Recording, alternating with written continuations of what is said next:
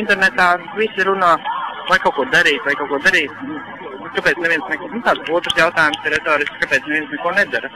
Un viens no mājās, pašus, neapmierināti no valdību, un otrs ir iet un paust savu viedokli. Es cerēju, ka, daudz 100,000 bezdarbnieku Rīgā ir, kad viņi arī pievienotos. Izdarīt spiedienu uz valdību, lai viņi kaut ko dara tajā sakrā. Tagad augstas naktis, tu esi tā kā sagādājis visu vajadzību? Jā, es norūdījies esmu tomēr, valcinieks esmu.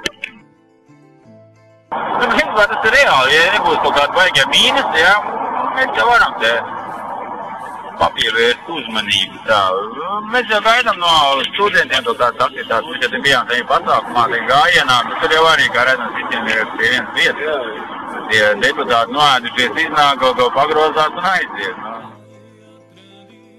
Ko jūs neko nepanāksiet? Vienkārši vajag to neticību un vajag noticēt. Beidzot, mums jau piedāvāt kaut kādu ticību.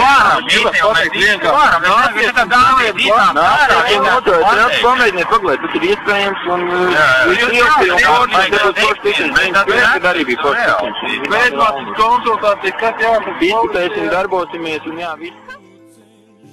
Un teltī gulēšana ir šis boikots, nevis protests, ir boikots. Mēs vienkārši sēžam teltī un nodarbojamies ar nedarīšanas garīgo praksi.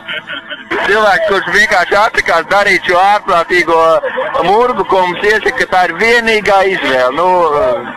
Izvēlēsimies varbūt paši beidzot. Mums ir izvēle un kaut kādā. Kas tu grib būt? Vai tu grib būt urna un zvērs, un tu pabudojies vienkārši grib būt cilvēks un darīt kaut ko. Un tā darīšana, vienīgā mūsu darīšana var būt aktīva nedarīšana.